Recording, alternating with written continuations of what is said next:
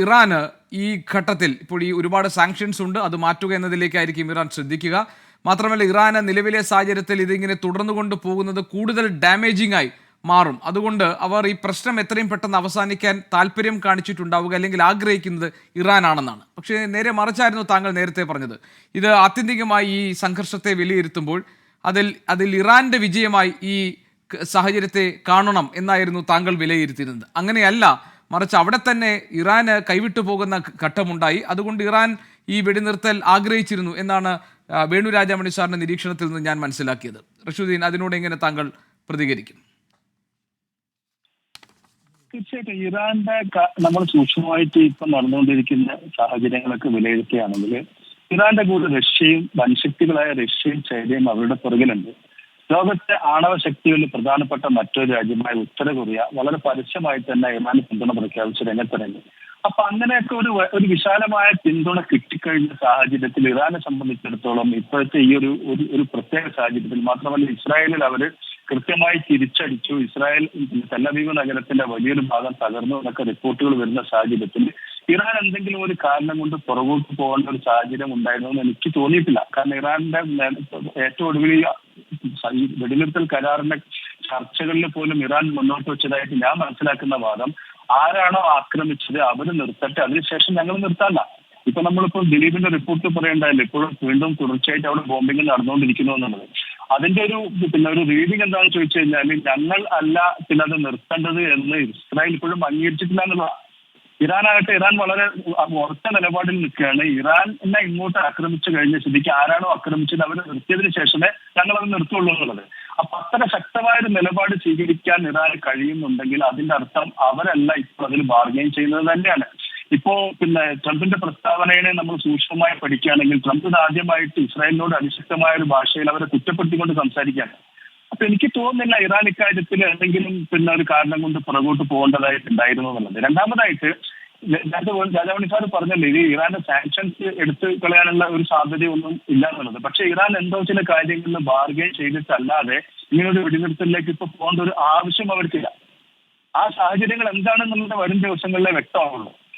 അണുബോംബിന്റെ കാര്യമാണോ, അല്ല ആണവ പരീക്ഷണം മുന്നോട്ട് കൊണ്ടുപോകുന്ന കാര്യമാണോ, അല്ലെങ്കിൽ ചൈനയുമായിട്ടും റഷ്യയുമായിട്ടോ അല്ലെങ്കിൽ മറ്റു ഇന്ത്യക്കായിട്ടും നിലനിൽക്കുന്ന വ്യാപാര ബന്ധങ്ങൾ കുറെ കൂടെ സുതാര്യമായി മുന്നോട്ട് കൊണ്ടുപോകാനുള്ള ഉപാധികളാണ്. എന്താണ് മുന്നോട്ട് വെച്ചാൽ നമുക്ക് വ്യക്തമല്ല.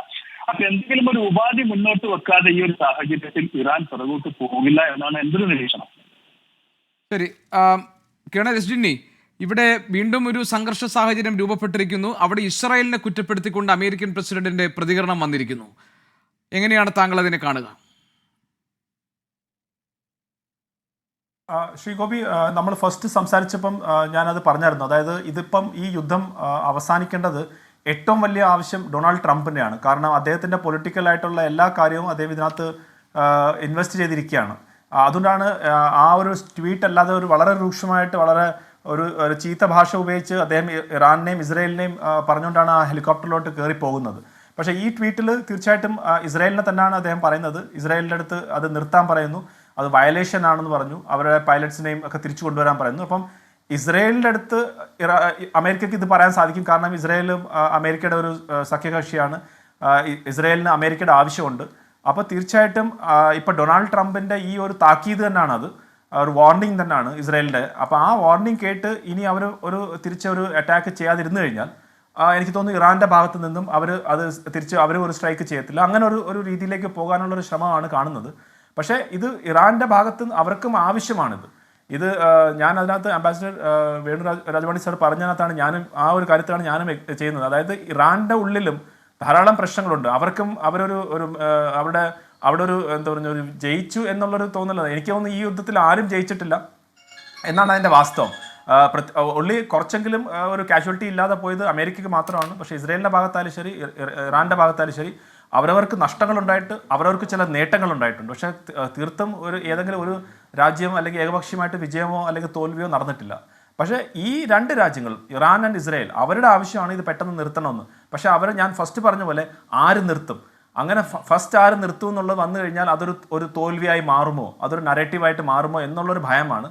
പക്ഷേ ഇപ്പോഴത്തെ ഈ താക്കീത് ഡൊണാൾഡ് ട്രംപ് ഇസ്രായേലിന് കൊടുത്ത് അത് വേണമെങ്കിൽ ഇസ്രായേലിന് ആ ഒരു ഒരു എക്സ്ക്യൂസ് ആയിട്ട് കണ്ട്, അതായത് ഞങ്ങൾ അമേരിക്ക പറഞ്ഞുകൊണ്ട് മാത്രം നിർത്തുകയാണ് എന്നുള്ള രീതിയിലേക്ക് നിർത്തിക്കഴിഞ്ഞാൽ ഇറാന്റെ ഭാഗത്തുനിന്നും അറ്റാക്കൊന്നും വരാതെ വന്നു കഴിഞ്ഞാൽ എനിക്ക് തോന്നുന്നു അടുത്ത ഒരു 12 മണിക്കൂർ 24 മണിക്കൂറിൻ്റെ അകം വേറെ ഒരു അറ്റാക്ക് നടന്നില്ലെങ്കിൽ ഇത് ഒരു സമാധാനത്തിലേക്ക് പോകും.